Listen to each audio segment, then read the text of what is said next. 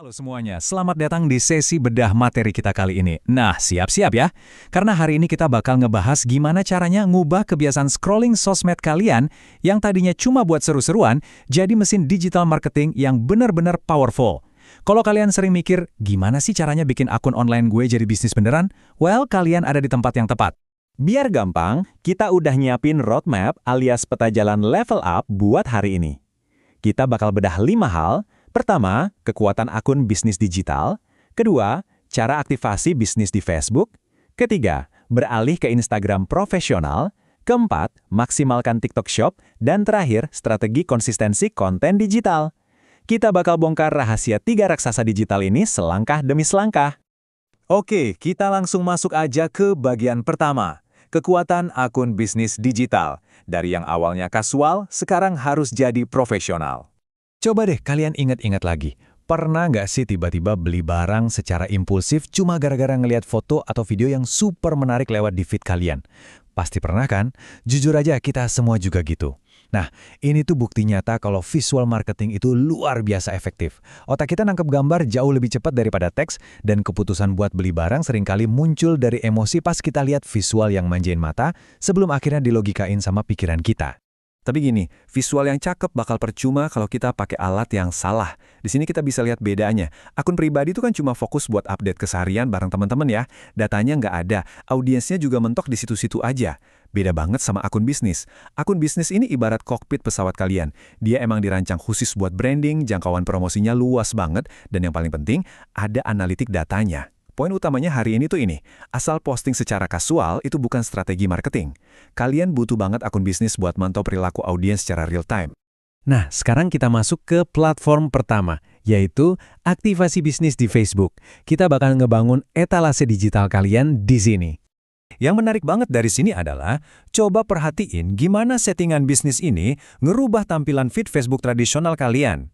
Ini bukan lagi sekedar tempat buat nulis status atau majang foto liburan keluarga. Tampilannya benar-benar bertransformasi jadi sebuah marketplace yang utuh. Pas ada pengunjung mampir ke profil kalian, mereka langsung disuguhin katalog produk, promo-promo menarik, dan layout profesional. Ini otomatis ngebangun rasa percaya dari detik pertama mereka berkunjung. Gimana sih cara paling cepat buat level up tampilan kalian di Facebook? Gampang banget, aktifin aja mode profesional. Langkahnya super mulus, buka profil kalian, klik ikon titik 3 di sebelah nama, terus pilih opsi aktifkan mode profesional. Tinggal konfirmasi dan update bio pakai info bisnis kalian. Keunggulan terbesarnya apa? Teman-teman dan followers lama kalian nggak bakal hilang, tapi secara ajaib kalian langsung dapat akses ke dashboard profesional dan berbagai fitur monetisasi dalam hitungan detik. Kalau kalian mau yang lebih advance, dan ini emang standar industrinya, kalau kalian serius ngebangun brand yang terpisah ya, kalian bisa bikin halaman atau fans page khusus. Tinggal ke menu halaman, klik buat halaman baru, masukin nama dan detail bisnis, terus pasang foto profil dan cover yang profesional. Terus keunggulan utamanya apa? Nantinya, halaman ini bisa disambungin ke Meta Business Suite. Ini tuh semacam alat maha kuasa yang bikin kalian bisa ngejadwalin postingan berhari-hari sebelumnya, plus ngatur iklan berbayar dengan target yang super presisi. Lanjut ya, kita beralih ke ranah yang lebih mengedepankan estetika visual, yaitu Instagram profesional. Membuka fitur ini tuh gratis banget loh. Dan ini ngasih gambaran yang jelas banget soal bedanya akun biasa sama akun profesional di profil kalian. Perhatiin sisi kiri deh, akun bisnis secara transparan nampilin label kategori industri, ada tombol kontak langsung, kayak email atau telepon, jadi calon pembeli nggak usah pusing nyari cara ngehubungin kalian, dan ngasih akses langsung ke dashboard. Nah kalau kita bandingin sama akun biasa di sisi kanan, kelihatan banget lebih tertutup, pasif, dan yang paling merugikan, nggak punya alat konversi yang krusial itu. Buat ngubah akun Instagram kalian dan ngebuka fitur-fitur sakti tadi, ikutin alur cepat ini. Buka pengaturan dan privasi, cari jenis dan fitur akun, lalu ketuk beralih ke akun profesional. Nanti, kalian bakal diminta milih kategori yang paling pas buat bisnis kalian. Oh iya, terakhir, pastiin secara spesifik kalian milih opsi bisnis, bukan kreator ya. Langkah simpel ini bakal jadi kunci ngebuka Instagram Insights buat ngelacak pertumbuhan audiens dan Instagram Ads buat nyebar jaring ke jutaan calon pembeli baru.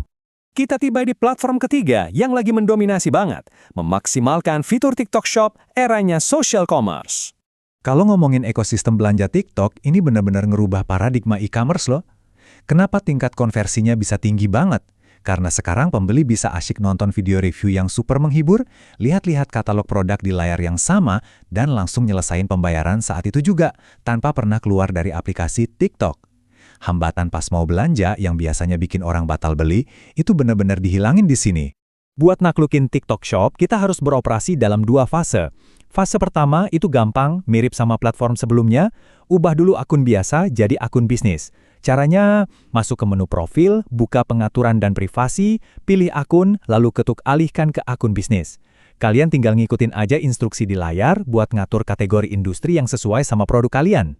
Nah, fase kedua ini yang ngebuktiin kalau kalian itu penjual beneran, yaitu daftar resmi di TikTok Shop Seller Center. Syarat dokumen legalnya transparan banget dan tergantung jenis bisnis kalian. Kalau daftar secara perorangan, wajib nyiapin KTP atau dokumen identitas resmi. Tapi kalau bawa nama perusahaan, kalian harus upload izin usaha. Jangan anggap remeh proses birokrasi ini ya. TikTok emang sengaja bikin verifikasi yang ketat biar transaksi aman dan pembeli jadi makin percaya sama toko kalian. Oke, kalau Seller Center udah di-approve, kita masuk ke pertarungan terakhir. Nyambungin tokonya kembali ke aplikasi TikTok utama kalian. Cukup masuk ke Seller Center, buka menu pengaturan, klik opsi akun TikTok yang ditautkan, terus pilih tautkan akun resmi. Begitu beres verifikasi singkat, hadiah utamanya, yaitu ikon tap tas belanja yang diidam-idamkan itu, bakal langsung muncul di profil TikTok kalian. Selamat, toko kalian resmi siap menerima pesanan. Akhirnya kita sampai di bagian kelima dan yang paling krusial, strategi konsistensi konten digital. Karena buka toko aja nggak cukup, kita harus bikin bisnisnya bertahan. Coba deh pikirin sebentar, apa jadinya reputasi sebuah brand kalau akun bisnisnya dibiarin usang dan jarang banget update konten baru? Buat calon pelanggan di dunia digital, etalase yang sepi itu ibarat toko fisik di dunia nyata yang pintunya digembok dan lampunya dimatiin. Mereka pasti langsung ragu, loh ini bisnisnya udah bangkrut atau gimana? Kalau keraguan udah muncul, kepercayaan hilang, dan pelanggan bakal lari ke kompetitor yang lebih aktif konten. Biar hal itu nggak kejadian, kita pakai satu senjata pamungkas, kalender konten. Daripada kalian tiap pagi pusing dan stres mikirin, hari ini posting apa ya, mending kalian petakan semuanya di awal minggu. Tulisin harinya, format kontennya, mau video, carousel, atau foto, terus tujuannya buat apa, sekalian bikin draft caption singkatnya. Sistem terstruktur ini bakal ngebebasin pikiran kalian buat fokus ngelayanin pelanggan, sementara mesin kontennya jalan terus seolah-olah pakai autopilot. Jadi, poin krusialnya gini, digital marketer yang jago itu bukan cuma soal mahir bikin konten, tapi juga harus bijak jadi manajer layanan pelanggan. Pengelolaan toko yang sehat itu butuh inovasi terus-menerus buat ningkatin rating toko kalian, bikin kampanye buat narik pembeli baru, dan ini yang paling nguji mental, nangani komplain pelanggan dengan sangat profesional. Ngejawab keluhan dengan cepat dan berempati itu adalah investasi paling oke loh buat ngebangun loyalitas dan kepercayaan jangka panjang. Sebagai penutup bedah materi kita hari ini, yuk kita renungin kalimat ini, masa depan e-commerce itu nggak nunggu siapapun dan dia bergantung banget sama seberapa kuat fondasi digital kalian hari ini. Peta jalan dan kunci buat ngegas bisnis di Facebook, Instagram, sampai TikTok udah sepenuhnya ada di tangan kalian. Pertanyaannya sekarang, apa sih langkah konkret kalian hari ini buat ngerebut peluang emas itu? Jangan cuma jadi penonton aja di era digital ini ya. Yuk buka toko kalian dan mulai ambil tindakan sekarang juga. Makasih banyak udah ngikutin sesi ini dan sampai jumpa di puncak kesuksesan.